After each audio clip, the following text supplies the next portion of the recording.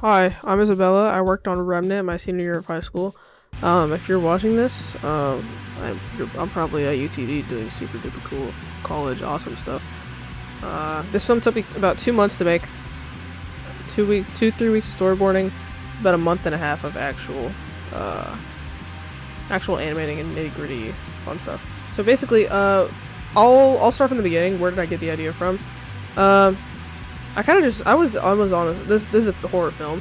I was into psychological horror, like shortly before I came up with my idea. So all of it kind of just like came to me in 5 minutes. So I appreciate that skill of being able to do that. But yeah, that made me realize I had a bit of a knack for storytelling. I don't mean to toot my own horn, but uh, anyway, I also wanted to talk about how to basically make your own animatic. Not like a tutorial. It's kind of just like a walkthrough of my process and what I did, and hopefully use it as a way to help other people who want to make an animatic in the future. But the first thing I'll start off with is storyboarding. Everyone got a storyboard. Do not skip storyboarding. It gives it a general baseline for your film.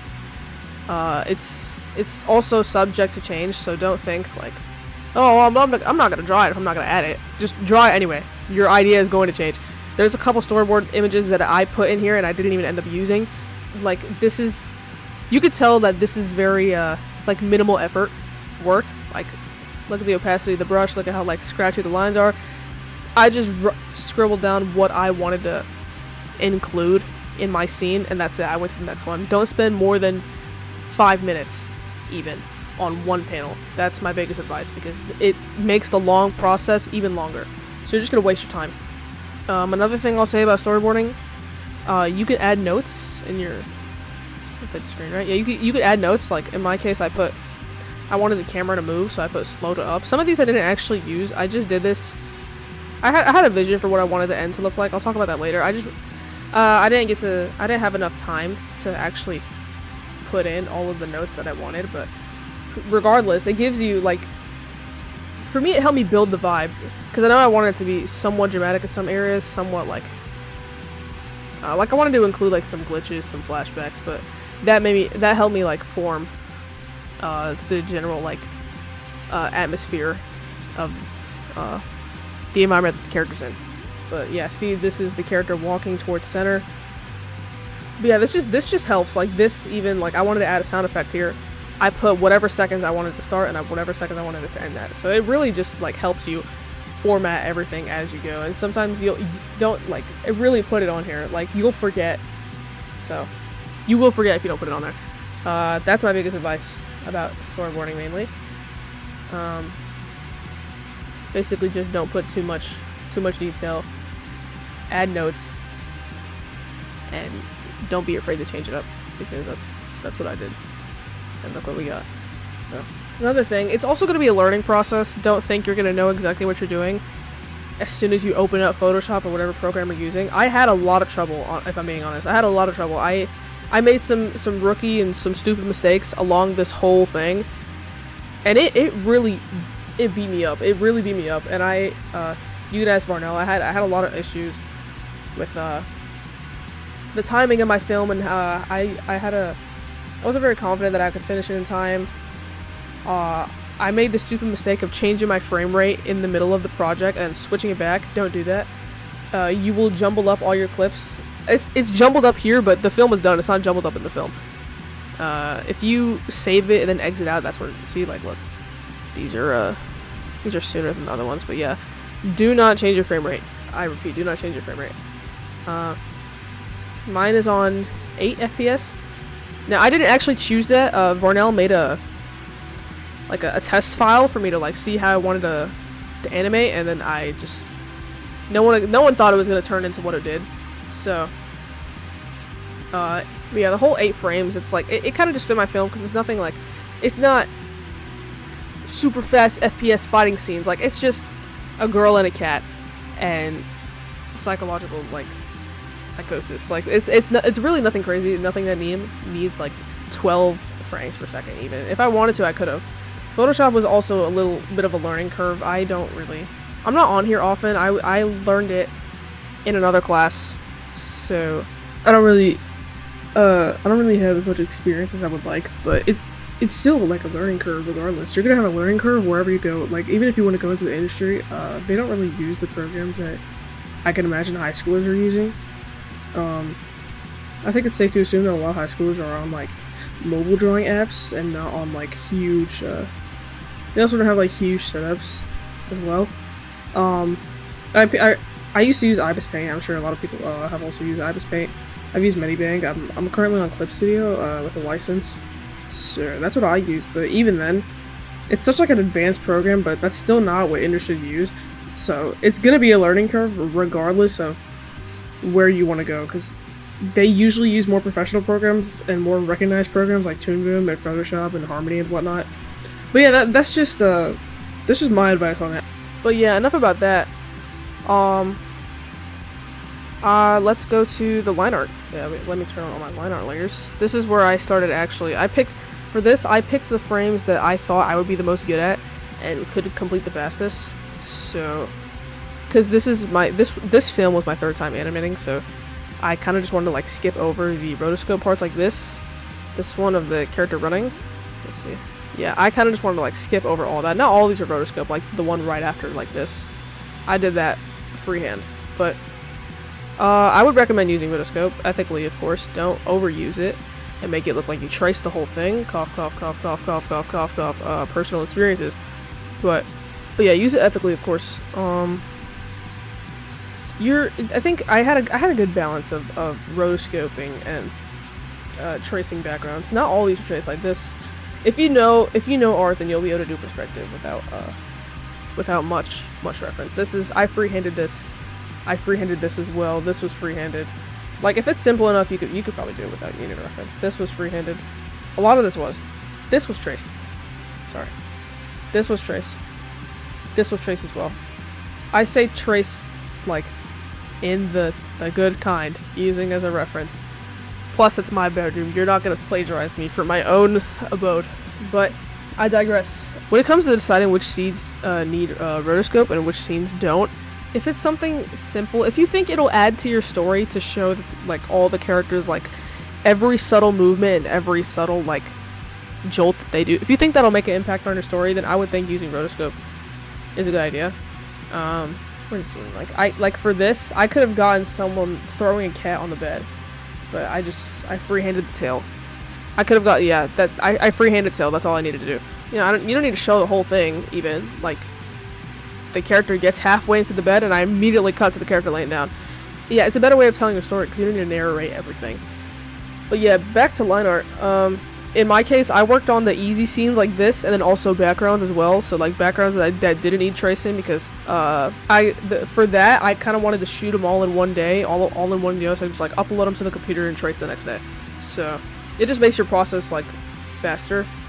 I wasn't able to do it all in one day, of course. There were some things I needed done that moment, so I shot it out and then put it in here, but I was back filming a week later, so. If you know what you want, if you're set in stone with your storyboard, then I would recommend filming all your rotoscope clips in a day. But yeah, I would say work on, like, the easy backgrounds, because then you want to get a feel for where you want your character to go, where you want your character to move. This is one of the backgrounds that I changed, actually. I didn't like it. This was traced directly from a video. I don't have the video, actually.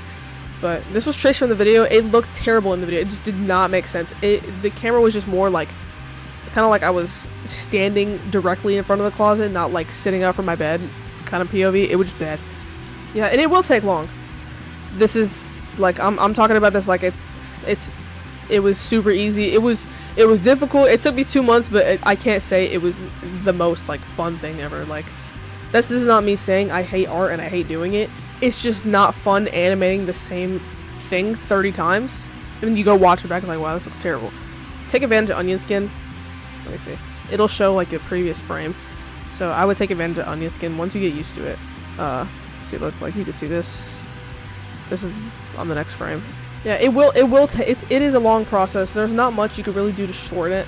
I don't want to say get good, but it really does take, like, experience and time to be able to pump out scenes, like, at the pace at the pace that I did. I'm not tooting my own horn or anything. I have years of drawing experience, so that's why I was able to finish it in the time that I did.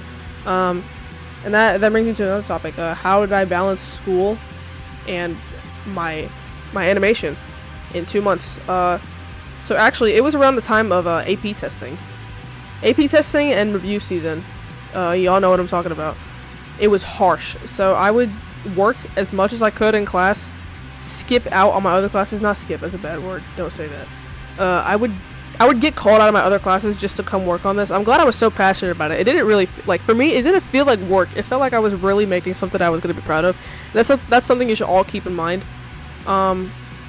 It's not good to think of everything as work, because then it won't become a hobby anymore for you. So that's a big piece of advice that I would keep in mind when you're working. I would excuse myself out from a lot of my classes just to come in here and work, and then I would also, it was so tedious. I had to email myself every single time I was done working. I would email myself the whole project, the file, by the way. I would email myself the file, open it at home, work on it at home, and then email it to myself back at school. And since stupid little old me changed my frame rate, I had to go back in and realign everything every time I opened it. It was extremely irritating. Do not do that. But yeah, I think I'm done with line art. By this point, there's not much advice to give on line art. It doesn't need to be super detailed. I think, again, with the same principle of storyboarding, I wouldn't say line art needs to be super detailed either, because you're gonna have to draw it all again in the next frame anyway. So I would say keep it minimal, and maybe make it more detailed for frames that are more still, like this one. See, she has a lot more hair strands here, but compared to where's the scene? Like this, she's literally a chibi here.